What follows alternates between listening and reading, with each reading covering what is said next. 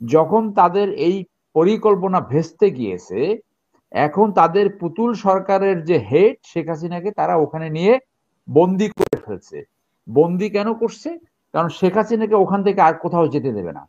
সে যদি ওখান থেকে যেতে পারে, তাহলে সত্য বের হয়ে যাবে যে চুক্তিগুলো কিভাবে হলো, বাংলাদেশের স্বার্থ কিভাবে বিঘ্নিত করলো, জনস্বার্থকে কিভাবে ভুলণ্ঠিত করলো, যার জন্য শেখ হাসিনা কিন্তু ওখানে বন্দি দশায় আছে। যে সেই সময় যে মুজিব বাহিনী গঠন করেছিল, মূলত র তাদের একটা ফিফথ কলমিস্ট সৃষ্টি করার জন্য, সেই মুজিব বাহিনীর অংশ। রেগুলার মুক্তি বাহিনীর বাইরে মুজিব বাহিনীর কোনো প্রয়োজন ছিল না। তো সেই জন্য র এইটা করার চেষ্টা করবে এবং এইটাকে কাউন্টার করার ক্যাপাসিটি বাংলাদেশের রয়েছে। বিপ্লবের চেতনা যাতে সফল না হতে পারে, সেইটাই হলো তাদের অবজেক্টিভ।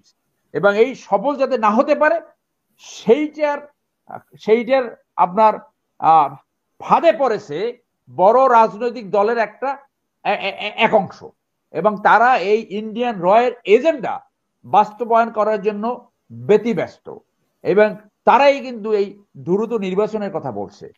ভারতের যে পাপেট গভর্নমেন্ট, যে পুতুল সরকার বাংলাদেশে ছিল, তাদের যেহেতু এদেশের জনগণ ঝেঁটিয়ে বিতরণ করেছে, এবং পরিস্থিতি এমন হয়েছে অ্যাকচুয়ালি ভারত বাংলাদেশের রাজনীতিকে আনস্টেবল করে দিয়েছে, যে বাংলাদেশ একটা উদার গণতান্ত্রিক দেশ হতে পারত, ভবিষ্যতে হবে, সেইটাকে তারা একটা পাপেট গভর্নমেন্ট বানিয়ে বাংলাদেশের সমস্ত প্রতিষ্ঠান ধ্বংস করে এমন পরিস্থিতি সৃষ্টি করেছে যে ইতিহাসে এই নিকৃষ্ট উদাহরণ আর খুঁজে পাওয়া যাবে না, যে যে দলটা স্বাধীনতার নেতৃত্ব দিয়েছে তাদের কার্যালয় এখন গণ টয়লেটে পরিণত হয়েছে। এই লজ্জা যদি থাকে, তাহলে তারা এখন পর্যন্ত ক্ষমা চায়নি। আওয়ামী লীগকে সত্যিকারে যারা গুটি কয়েক ভালো নেতা যদি এখনো থেকে থাকে, তাদের উচিত আওয়ামী লীগকে এই মুহূর্তে কমপ্লিটলি পরিবারতন্ত্র, এই যে লুটেরা তন্ত্রের বাইরে নিয়ে কথা বলা। একটি লোকের বোধহয় এই সৎ সাহস নাই যে সামনে এসে বলবে যে কি কারণে আওয়ামী লীগের এরকম পতন হলো, যে এখনো ওখানে বসে বিভিন্নভাবে উস্কানি দিচ্ছে, আনস্টেবল করার চেষ্টা করছে। এবং সেইটাই যে কোনো পতিত সরকারের ক্যারেক্টার। যখন একটা ফেসিজমের পতন হয়, যখন একটা স্বৈরাচারীর পতন হয়, তখন দুইটা সিনারিও ঘটে। একটি হইল এই দেশে বন্দী হয়ে বিচারের সম্মুখীন হয় অথবা জনরোষে মারা যায়। দ্বিতীয় সিনারিওটা হলো পালিয়ে যেতে সক্ষম হয়। তো এই পতিত সরকার পালিয়ে যেতে সক্ষম হয়েছে, এবং অ্যাজ ইউজুয়াল যারা তাকে লালন পালন করে বাংলাদেশে এই পুতুল সরকার বানিয়েছিল বাংলাদেশকে লুটপাট করার জন্য, যে আমরা নিজেরাও একটা আন্দোলন লঞ্চ করেছি, আপনি জানেন যে অবৈধ বিদেশি খেলা আন্দোলন। ভারতের এজেন্ডা ছিল আওয়ামী লীগকে জনবিচ্ছিন্ন করে বাংলাদেশের প্রতিষ্ঠান ধ্বংস করে, বাংলাদেশের সেনাবাহিনীর পেশাদারিত্ব দুর্বল করে, বাংলাদেশের অনৈতিকতা ঢুকিয়ে দিয়ে তাদের ক্ষমতায় থাকার জন্য ইন্ডিয়ান উপরে ডিপেন্ডেন্সি গ্রো করা। এমন ডিপেন্ডেন্ট হয়েছিল যে ইন্ডিয়া যা বলতো আওয়ামী লীগ তাই করত। এবং আওয়ামী লীগের ইন্ডিয়ার উদ্দেশ্য ছিল বাংলাদেশকে লুটপাট করা, বাংলাদেশকে যেভাবে খুশি সেইভাবে তাদের একটা অঙ্গরাজ্যের মতো পরিচালনা করা। যখন তাদের এই পরিকল্পনা ভেস্তে গিয়েছে, এখন তাদের পুতুল সরকারের যে হেড শেখ হাসিনাকে তারা ওখানে নিয়ে বন্দি করে ফেলছে। বন্দি কেন করছে? কারণ শেখ হাসিনাকে ওখান থেকে আর কোথাও যেতে দেবে না। সে যদি ওখান থেকে যেতে পারে, তাহলে সত্য বের হয়ে যাবে যে চুক্তিগুলো কিভাবে হলো, বাংলাদেশের স্বার্থ কিভাবে বিঘ্নিত করলো, জনস্বার্থকে কিভাবে ভুলণ্ঠিত করলো, যার জন্য শেখ হাসিনা কিন্তু ওখানে বন্দি দশায় আছে। আপনি দেখেন, কোন একটি বিদেশি মিডিয়ায় কি সে একটা ইন্টারভিউ দিতে পেরেছে? ইন্ডিয়ার কোন মিডিয়ায় কি ইন্টারভিউ দিতে পেরেছে? পারবে না। কারণ ওই যে গোলাম মোস্তফার যে পরিণতি হয়েছিল, আগের টকশোতে আপনাকে বলেছিলাম যে তার টাকা হাতিয়ে নেওয়ার জন্য র তাকে ট্রাক চাপা দিয়ে মেরে ফেলছিল। সো আমার আশঙ্কা হচ্ছে শেখ হাসিনা হয়তো জীবন নিয়ে আর কোনোদিন ইন্ডিয়া ছাড়তে পারবে না জীবন নিয়ে। বাংলাদেশে আসার তো প্রশ্নই ওঠে না। তো এখন তাকে দিয়ে বাংলাদেশকে আনস্টেবল করবে দুই তিনটা ইস্যু নিয়ে।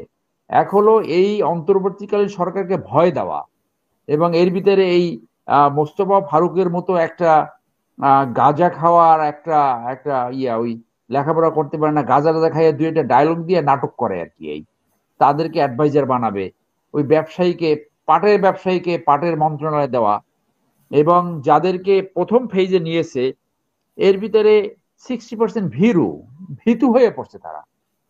তাদের হয়েছে ওই, অনেকে বলে যে প্যাম্পার ট্যাম্পার, মানে বয়স্ক লোকদের প্যাম্পার পরে, হোয়াট দে ক্যান ডেলিভার। এইগুলাকে এখন তাদেরকে এমন ভাবে ভয় দিয়েছে যে অন্তর্বর্তীকালের সরকার এখন তাদের ভবিষ্যৎ প্রোটেকশন খুঁজছে।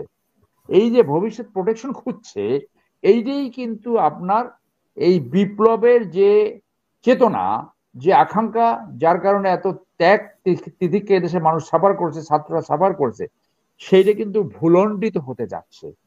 যার জন্য ইন্ডিয়া তাকে নিয়ে খেলবে, বাংলাদেশকে আনস্টেবল করবে। এইটা কিন্তু ইউনূস সাহেব বুঝে বুঝে বলেই কিন্তু ওই স্টেটমেন্ট দিয়েছিল, বাংলাদেশকে আনস্টেবল করলে আমরাও আনস্টেবল করবো। হি আন্ডারস্ট্যান্ড দ্যাট। তো কেন ওরা অ্যাকশন নিতে পারছে না, সেইটা হলো কথা। এখন মানে সেই সক্ষমতা আমি বাংলাদেশের আছে কিনা? ডেফিনেটলি আছে, ডেফিনেটলি। আমি বলি, এখানে মোস্তাফিজ আছে, আমরা আর্মিতে চাকরি করছি, both of us we had been infantry, আমরা পদাতিক বাহিনীর অফিসার ছিলাম। এইখানে ইন্ডিয়া কোনোদিন বাংলাদেশকে আক্রমণ করবে আমি সিম্পলি এখনো বিশ্বাস করি না, এটা কোনো অ্যাসেসমেন্টে আসে না। মিলিটারিতে আমরা বলি এটা অ্যাপ্রিসিয়েশন, কোনো অ্যাপ্রিসিয়েশন এটা আসে না। কারণ বাংলাদেশে যে প্রশিক্ষিত আনসার রয়েছে, বিজিবি রয়েছে, 10 ডিভিশন আর্মি রয়েছে, এবং এই আর্মি কিন্তু সব ইনফেন্ট্রি ডিভিশন। আপনি জানেন অ্যাটাক করতে হলে এক ডিভিশনের এগেনস্টে অ্যাটাক করতে হলে 3 ডিভিশন লাগে। তাদের সেইটা মাস্টার করার ক্যাপাসিটি নাই। তাদের পাকিস্তান বর্ডার প্রোটেক্ট করতে হয়, তাদের চাইনিজ বর্ডার প্রোটেক্ট করতে হয়। তারা বাংলাদেশকে তথাকথিত পাকিস্তান, ইন্ডিয়া পাকিস্তান ওয়ারে বাংলাদেশ স্বাধীন করছে, কারণ এইখানে তাদের অর্থনৈতিক এবং মিলিটারি ইনভলভমেন্ট কমে গেছে, তাদের বাংলাদেশের সীমানা পাহারা দিতে হয় না। মূলত তারা বেনিফিটের জন্য, এবং তাদের ইতিহাসই লেখা আছে এটা ইন্ডিয়া পাকিস্তান ওয়ার। তারা তো বলে না এখনো বাংলাদেশ স্বাধীনতা যুদ্ধ। তো এখন সেই কারণে উই শুড বি প্রিপেয়ার্ড। আমি এখন একটা ইউটিউবে দেখলাম যে বাংলাদেশের যারা টুরিস্ট, তারা এখন নেপাল যাচ্ছে, মালয়েশিয়া যাচ্ছে, থাইল্যান্ড যাচ্ছে। That should be the spirit. 1 বছর 2 বছর ইন্ডিয়া ভিজিট না করলে কি হয়? তো মনে করেন যে সেখানে চিকিৎসা না নিলে বা কি হয়? চিকিৎসার জন্য তো কত দেশ আছে, বাংলাদেশের মানুষ তো বেশি থাইল্যান্ডে যায়। তো এটা ডিক্লেয়ার করা উচিত যে যারা বলে যে কি তাদের পতাকা থেকে কুর্নিশ করে নাকি চিকিৎসা দেবে, এরপরে যদি কেউ চিকিৎসার জন্য ইন্ডিয়া যাওয়ার চেষ্টা করে, তাহলে বুঝতে হবে যে ওই ইন্ডিয়ান পাপেট। ও হলো ওই ইন্ডিয়ান যে যে সেই সময় যে মুজিব বাহিনী গঠন করেছিল, মূলত তাদের একটা ফিফথ কলমিস্ট সৃষ্টি করার জন্য সেই মুজিব বাহিনীর অংশ। রেগুলার মুক্তি বাহিনীর বাইরে মুজিব বাহিনীর কোনো প্রয়োজন ছিল না। তো সেই জন্য এইটা করার চেষ্টা করবে, এবং এইটাকে কাউন্টার করার ক্যাপাসিটি বাংলাদেশের রয়েছে। সেই জন্য আমি বলেছিলাম যে তাদের ইন্ডিয়া থেকে যেটা আমদানি করি সেটা যে আমাদের প্রয়োজন সেটা না, তাদেরও প্রয়োজন। তারা যদি রপ্তানি করতে না পারে, পচনশীল জিনিস পচে যাবে। We should be prepared. যে তারেকরা যেমন ইন্ডিয়ান পণ্য বয়কটের আন্দোলন এখনো অন আছে, আমাদের বিদেশি আন্দোলন এখনো অন আছে, সেইগুলো করে। সো এই ইন্ডিয়া, এই অথর্ব জাতি ব্যাকওয়ার্ড রাজনীতি করে, যাদের 50% মানুষের টয়লেট নাই, যারা 2500 বছরের ব্যাকডেটেড চাণক্য পলিসি ফলো করে, তাদের আত্মধ্বংসকারী ফরেন পলিসি তাদের ব্যাকওয়ার্ডনেসের সবচেয়ে বড় কারণ। সেইখানে এই ফিফথ কলমিস্ট যারা এই ইন্ডিয়ান দালাল, সেই দালালগুলো যে এইগুলো করবে যাতে যে জন আকাঙ্ক্ষা সৃষ্টি হয়েছে, বিপ্লবের আকাঙ্ক্ষা সৃষ্টি হয়েছে, যাতে জাতি গঠন করা যায়, বাংলাদেশের প্রতিষ্ঠানগুলো স্ট্রেনথেন করা যায়, আর্মি তাদের পেশাদারিত্বে ফেরত আসবে, পুলিশ বিজিবি পেশাদারিত্বে ফেরত আসবে, বাংলাদেশের কোনো ব্যুরোক্রেসি ঘুষ লেনদেন করতে পারবে না, জনস্বার্থে জনগণের সরকার সৃষ্টি হবে, রিপাবলিক সৃষ্টি হবে। এইটা যাতে না করতে পারে, এই রিফর্ম যাতে না করতে পারে, বিপ্লবের চেতনা যাতে সফল না হতে পারে, সেইটাই হলো তাদের অবজেক্টিভ। এবং এই সফল যাতে না হতে পারে সেইটার সেইটার আপনার ফাঁদে পড়েছে বড় রাজনৈতিক দলের একটা এক অংশ, এবং তারা এই ইন্ডিয়ান রয়ের এজেন্ডা বাস্তবায়ন করার জন্য ব্যতিব্যস্ত, এবং তারাই কিন্তু এই দ্রুত নির্বাচনের কথা বলছে। আপনি ইতিহাসে দেখান তো কোথায় এরকম বিপ্লব উত্তর অথবা যুদ্ধ উত্তর দেশ 1 বছর 2 বছরে পুনর্গঠন করা সম্ভব হয়েছে? দেখান তো। আপনি ফ্রান্সে পুনর্গঠন করতে 10 বছর সময় লেগেছে, চার্লস দা গল সেখানে নেতৃত্ব দিয়েছে। ব্রিটেনে নেতৃত্ব দিয়েছে চার্চিল, হি ওয়াজ এ মিলিটারি অফিসার। আপনি আমেরিকাতে কে নেতৃত্ব দিয়েছে? রুজভেল্ট ওয়াজ এ নেভাল ক্যাপ্টেন। আপনি দেখেন যুগোস্লাভিয়াকে কে দিয়েছে? একাধিকবার আমি বলেছি, আবার বলছি এই উদাহরণগুলো। এইখানে এই অন্তর্বর্তী সরকার যে এত দুর্বলভাবে গঠিত হয়েছে, তাদেরকে আমরা বারবার সাজেশন দিচ্ছি, তারা মানুষ খুঁজে পাচ্ছে না। যদি খুঁজে না পান, এইখানে যে মামুন সাহেব আছে তাকে নেন, আসিফ নজরুলকে সরাইয়া তাকে নেন, দেখেন কিভাবে চলবে। এই মোস্তাফিজকে ডেকে নিয়ে আসেন, সাহসী লোক এখানে বাংলাদেশে আসে না? বাংলাদেশে বসে এই এই এই এই ফেসিজমের বিরুদ্ধে কথা বলে নাই মানুষ? অনেকে বিদেশি বলছে ভালো, থ্যাংক ইউ ভেরি মাচ, সেই জায়গায় বলেছে তো তারা, কিন্তু বাংলাদেশে থেকে ভয়েস রেজ করে নাই ফেসিজমের বিরুদ্ধে। আপনি কি করেছেন? আসিফ নজরুল 2টা বক্তব্য দিয়েছেন, আর চালাকি কইরা যেখানে যে হাজির হওয়ার কথা সেইখানে যে আপনি হাজির হয়েছেন, যার জন্য একটা পপুলার মানুষ কিভাবে এত আনপপুলার হয়ে গেছে আপনি দেখেন। আপনার মনে আছে যে পেট্রিয়টিজমের একটা ইয়ে পড়ছেন না, একটা গদ্য, সেখানে যে পেট্রিয়ট যখন দেশে ফেরত আসলো বিপ্লবের পরে, প্রত্যেকটা জানলা দরজা খুলে সমস্ত নাগরিক তাকে ফুলের পাপড়ি নিয়ে, ফুলের মালা নিয়ে জানলা থেকে দাঁড়ায় ওয়েব করে স্বাগতম জানাইছে। যখন সে সেই বিপ্লবের আকাঙ্ক্ষা ফুলফিল করতে পারেনি, বেশি সময় লাগে নাই, 2-3 বছরের মতো, সেই বিপ্লবকে জুতো দিয়ে পিটিয়ে তারপর দেশ থেকে বিতরণ করেছে। এইটা তো প্রবন্ধ আছে, আপনি দেখেন, পেট্রিয়টিজম। সো এই যে অন্তর্বর্তীকালীন সরকার, তাদের কিন্তু সেই অবস্থা হচ্ছে, এই জুতো পিঠা খাওয়ার জায়গায় কিন্তু চলে আসতেছে তারা। এবং ওয়ার্স প্রফেসর ইউনুস ইজ লুজিং, তার যে ইন্টারন্যাশনাল ব্র্যান্ডটা ছিল, সে যদি ফেল করে, আমি আবারও বলি, উনি বলছে this is the chance of a century এবং we should not miss it. উনি যদি এটা মিস করে তাহলে কিন্তু এই পেট্রিয়েটারের মতো কিন্তু তার ব্যবস্থা হতে পারে। এবং যারা ক্ষমতায় যেতে চায় তারা যদি এই ছাত্র জনতার ইয়াং জেনারেশনকে রিড করতে না পারে এবং ওই আকাঙ্ক্ষা যদি ধারণ করতে না পারে, তাহলে কিন্তু তাদের পরিণতি একই হবে। এটা শুধু আমার কথা না, মির্জা ফখরুল সাহেব নিজেই বলেছেন, ক্ষমতায় যাওয়ার জন্য তাড়াহুড়োর কোনো দরকার নাই। দেশ গঠন করার সুযোগ আসছে, জাতি গঠন করার সুযোগ আসছে, অ্যালাউ দ্যাট টাইম। সেই টাইম অ্যালাউ করলে এটা সবার জন্য ভালো, দেশের জন্য ভালো, জনস্বার্থের জন্য ভালো। সেই জায়গায় যেতে হবে। আমি আবারও আহ্বান জানাবো যে আমাদের যারা আমাদের কথা শুনছেন তাদেরকে বলবো যে you should prepare your children, আপনাদের বন্ধু বান্ধব আত্মীয় স্বজন। ইন্ডিয়া যদি পেঁয়াজ বন্ধ করে দেয়, ফ্রুট বন্ধ করে দেয়, ডোন্ট ইট দ্যাট, ওটা খাওয়ার প্রয়োজন নাই, অল্টারনেটিভ সোর্স থেকে আসবে।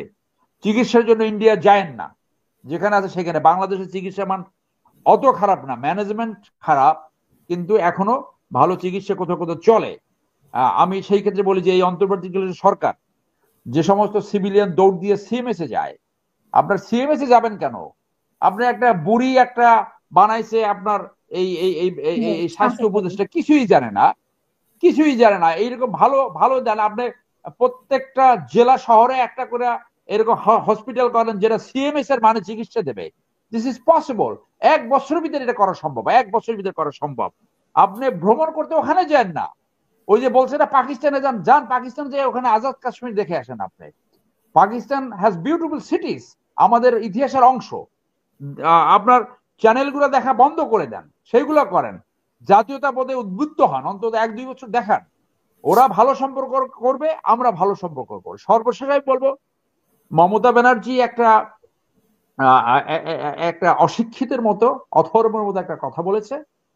আন্তর্জাতিক পিস কিপিং সম্বন্ধে তার কোনো আইডিয়া নাই, সেই জন্য সেই কথাটা বলেছে। রেদার আমি তারেক যে বলছে উচ্ছৃঙ্খল আচরণের জন্য ইন্ডিয়া পিস কিপিং দরকার, নো, ওটা না।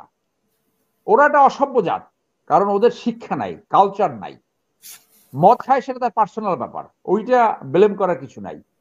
যে মদ খাওয়ার, সে যেখানে যাবে সেখানে, যে যে মদ খাবে না সে ওই লন্ডন যে আমেরিকা যেও মদ খাবে না, it's personal affairs, forget about that.